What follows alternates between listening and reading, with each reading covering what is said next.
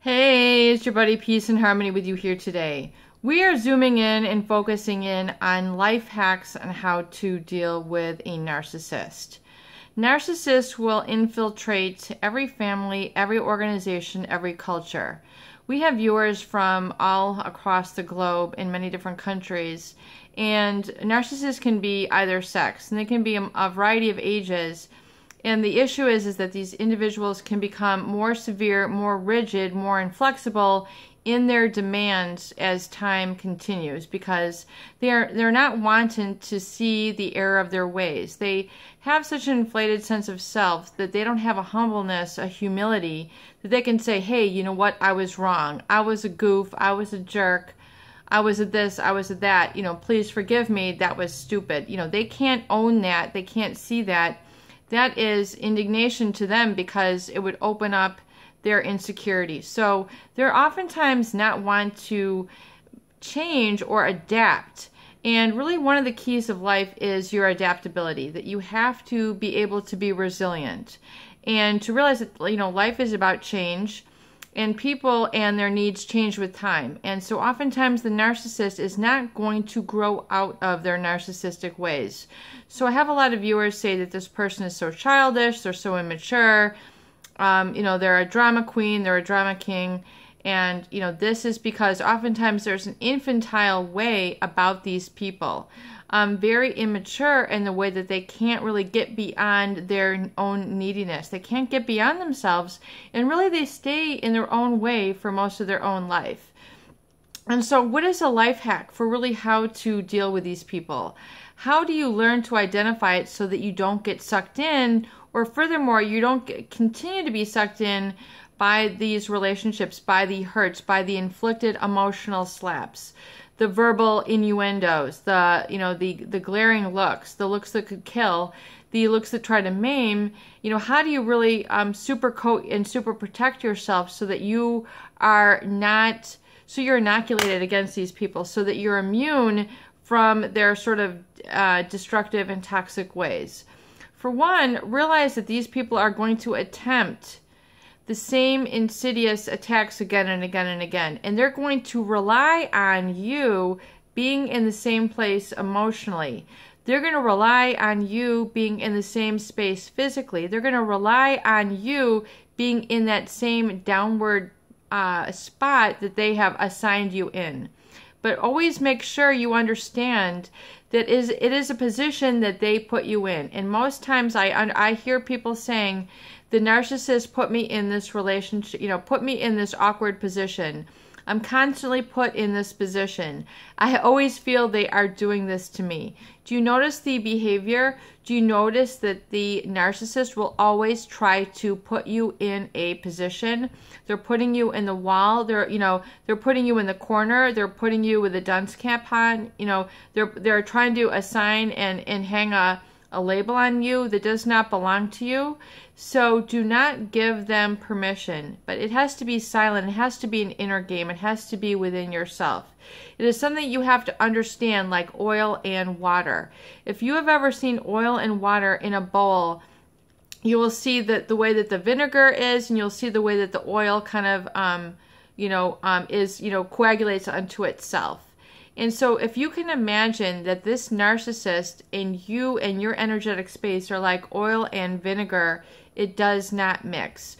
You do not need to be polluted by their negativity. You do not need to accept the role, the uncomfortable position, the position of shame, in the way that they're trying to make you feel that you're inherently flawed.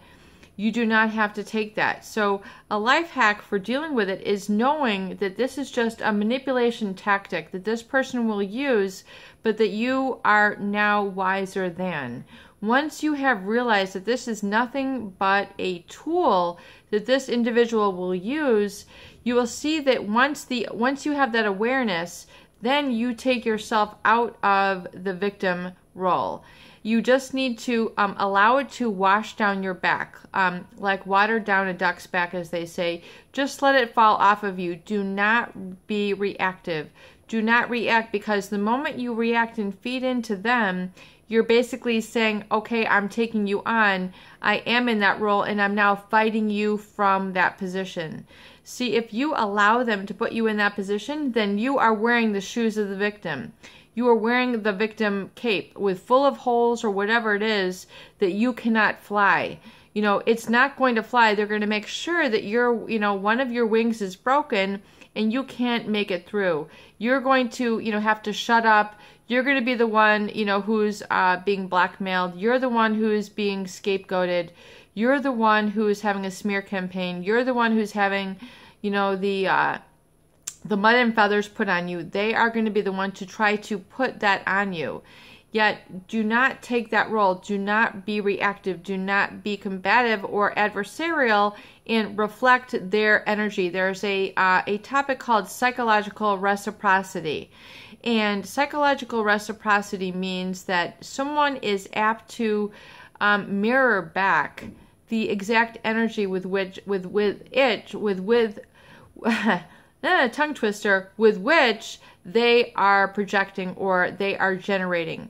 And in other words, their emotions, you're picking up on their emotions. So the answer in the life hack is to be completely contrary or oppositional to, like oil and water, their emotions. So if you can imagine their emotions as kind of a negative gunk, if you can think of it almost like a black oil, and then you're like this pure water, they're going to stay in their own congealed sort of negative ball, and then you're coming from a psychological reciprocity, which is emanating a more positive energy and a positive vibe, and it's an inner presence, it's an inner calling forth of this energy within you.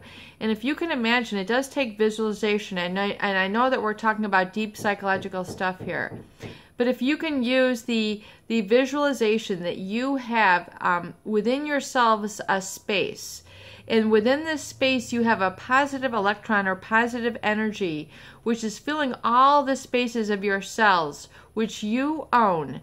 You own this. You own this positive energy, and this is yours. You have dominion and control over that positive flow and that positive feeling within you. And when you call that forth, and you really allow that to be, and then you imagine, you have to use the power of your mind, and you have to do this repeatedly, but just imagine this positive energy shooting out from really underneath your feet. I mean, it's at every angle of where, your feet are, your hands, from above your head, from behind your back, from in front of you. Really, the positive energy can come off really at all angles. It can come off of your shoulders, it can come off of your waist, it can come out of your feet, and just lead for miles. I mean, imagine the positivity emerging out from you for miles. And really, that's in essence what it does, because that positive energy really is a quantum energy, which means it does have a life force. It is present within you. And I know we're talking about deep stuff, but imagine that the narcissist does not want that experience for you. They don't want your happiness. They want to be adversarial. So the key is to not feed in, to not acknowledge and validate their negativity. Do not be psychologically reciprocal. Do not use the law of psychological reciprocity to them. Flip it over so that the switch is on your side, and it's a switch that they don't have access to. So if you have to imagine that is a switch that only you have access to, and they don't, you'll realize that you have the power within you. You have the ability to not feed in and not react. And even if your reactiveness is habitual, which means you always, tend to lash back out at them or feed in, see if you can become very silent, very quiet.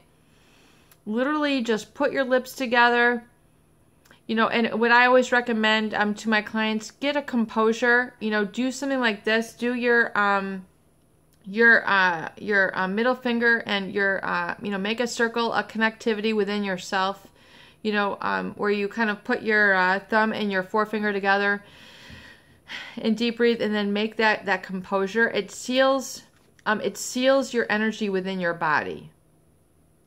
And once you do that, it's this is a very, ancient sort of technique.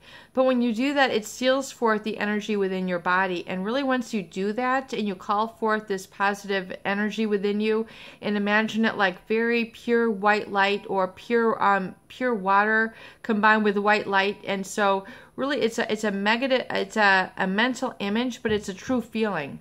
And actually, it has a lot of validity, because that is your belief in yourself, and that ripples over into everything in your life, in terms of your self-esteem, how you become employed, what you eat, who you choose to hang out with, what you pursue in your life, what goals you accomplish, what your income is. I mean, that white light will send you on the right path. So you need to call that forth and realize that that is a life hack for dealing with narcissists.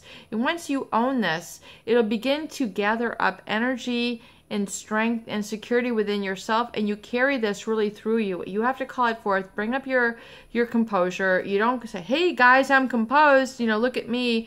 You do this within yourself. And when the narcissist tries to get you to bite at that toxic worm that they're dangling at you, or they're trying to get you to react to a statement, they're trying to push your buttons, realize that your buttons cannot be pushed. You do not have you don't have a screen with which they can, touch, activate. They cannot control you. Realize that you have dominion and power over your reactions, and do not feed into the narcissistic messages and their need to insult others. No longer step out of that role. Step out of that position with which they're trying to assign you to, and really come into a sense of inner knowing. And an inner knowing is a sense of certainty that you are not that which they're trying to assign blame to. Let it bounce right off of you. And furthermore, just do not feed in. If you have to have conversation with them, you can perhaps acknowledge and just saying, okay, you are right, and then move on. Just give them a little feed of what they need in terms of narcissistic supply, but know in your heart that you are shielded and protected. And furthermore, separate yourself from that negative energy and continue to practice this again and again and again. And you'll find that you're not so much put into a victim, but that instead you're putting yourself into another circle, which will furthermore attract better people who resonate with that positive emotion and take you to really where you want to go in your life, and have what you want to have, and be who you want to be. It's peace and harmony with you here today. I hope these videos do help. Please share and please subscribe for more great tools, videos, discussion, and support.